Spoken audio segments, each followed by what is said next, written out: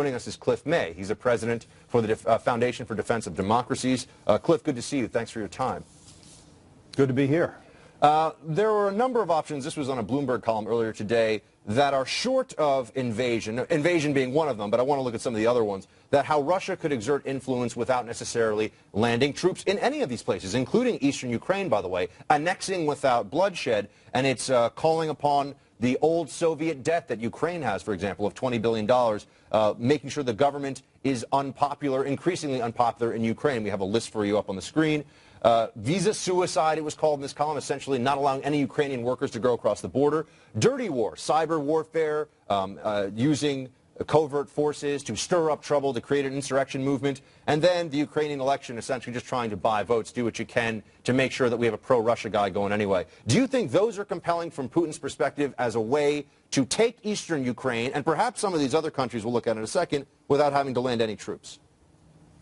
Yes, absolutely. He knows that he has a lot of different tools, a lot of different weapons that he can use to accomplish what he wants to accomplish. And what does he want to accomplish? Well, look, Putin knows that under the Tsars, Russia had an empire. Under the Commissars, Russia had an empire. Under Putin, they will at least have a sphere of influence. And it will be very clear that Putin, that Russia is the boss, the hegemon, to use the international relations phrase, in Eurasia, in Central Europe, Caucasus, and going somewhat further east. He intends to establish that. He intends to establish that against the European Union. And he's waiting to see, what are you guys going to do about it? He doesn't think he thinks the answer is not very much. Hey, Cliff, this is Tara Setmayer. I have a question about possible other moves he might make into territories that are seemingly pro-Russian. For example, in Moldova, you have that 1,600 square mile area, Transnistria. Forgive my pronunciation, but you know what I'm talking about. Easy for you to say. Yeah, right?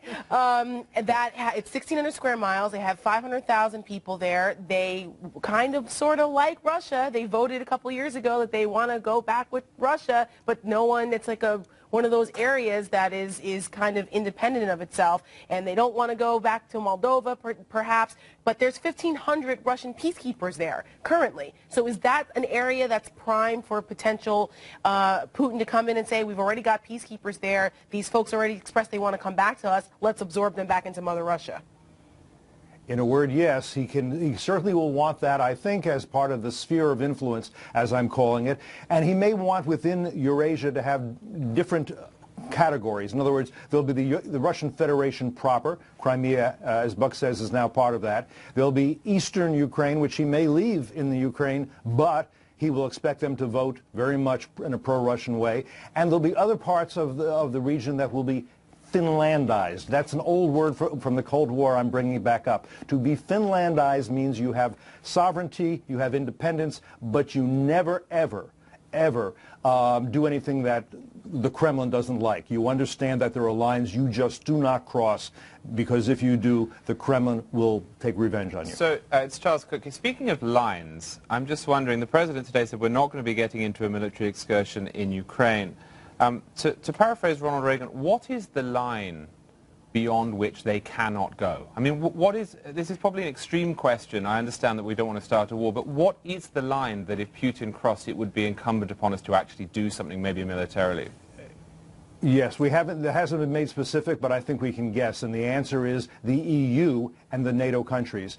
The idea of Putin either taking possession, invading, or even trying to Finlandize, in other words, limit the sovereignty of an EU country or a NATO country, I think that's a line that it would be very hard, even for President Obama, to allow Putin to cross. Now, Will, going back to the map for a second, we've been talking, and I think it's a fair discussion to have, as to whether Putin is reactionary because he was being hemmed in, or whether now perhaps Putin has the momentum and is pushing out further. Is he on offense or is he on defense? Offense or defense. You got Crimea here, part of Russia now, as we've said. No one's really debating that at this point. The Ukrainians aren't even really debating it with their troops. The eastern part of this country, though, all the different ways we see here, by visa restrictions, cutting off gas is a huge one. They can play with the price of gas to hurt whatever politicians they don't like. They can sort of make it look like it's their fault. Cyber warfare, all kinds of subversion. Not only can they do that in eastern Ukraine, and I think they will, they can do that in all of these countries too. And that wouldn't trigger what Charles is asking about, which is the response where we actually do something. Yeah, I feel like that's the future. That's interesting. As we war game this out, I'm glad Charles asked that question. I think there's a marked difference between Putin doing something in Ukraine, or even Moldova for that matter,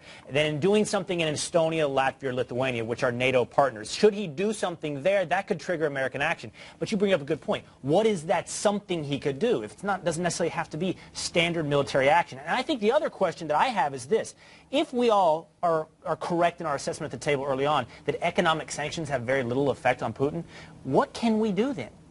Is there anything short of military action that actually has an effect? If we live in a world of codependent economies, therefore we can't have economic sanctions, what can we do? Well, we can do something that would crush the ruble. Right. These days, well, but the point is we gets won't, tough. because of the conversation we've had. What we can do and what we will do are two different things. And that actually leads to an argument that I have that perhaps Russia is weaker than we think, and perhaps we have more power to play economically. And that is that we have a great opportunity on the energy front, and this is what I want to ask Cliff about as well. Germany gets 30% of its natural gas from Russia.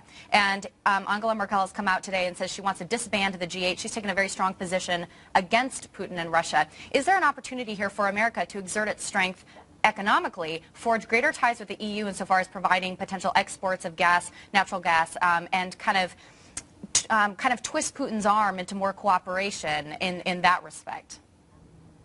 You can do a lot economically if you have the will to do it. You would do it by essentially isolating the Russian economic system, the banks, from the international economic system. You could do a lot of damage, but you have to be willing to use really, really crippling sanctions. We almost did that against Iran, then we relieved the pressure on Iran when we came to the negotiating table with them, and we did that in exchange for very, very few concessions on their part. And on the energy side, I would say Putin has the high cards to play. He is supplying energy, natural gas, to Europe. The Europeans have become dependent on Russian natural gas because they haven't been willing to do the fracking and do the other things they need to do in order to have diverse sources of energy. So right now, he holds most of the cards. Now, that said, Angela Merkel of Germany, she's being reasonably tough about this. She's definitely angry at Putin, and she seems to want to cooperate. The other members of the EU, not so clear. That's, I think, my point in the end, Buck, that crippling sanctions on Russia would mean crippling sanctions effectively on Europe. Therefore, they're undoable. And therefore, is anything short of military action actually worthwhile? It's a two-way street that the Europeans aren't actually going to want to go down. There's codependency. Just one last point on this map here, as you see, Belarus is already, for all intents and purposes, it's really a satellite state of Russia. They want Ukraine to be. They already have Crimea. This little pocket up here, Latvia, Lithuania, Estonia, guess what? They want this to be a buffer between NATO and Russia. They want all of this to be firmly in the Russia camp, at least politically, if not officially. And that's why I think Putin's got more moves. He's got more stuff coming up his sleeve. Cliff, always good to see you. We appreciate your insight. Thank you very much for your time.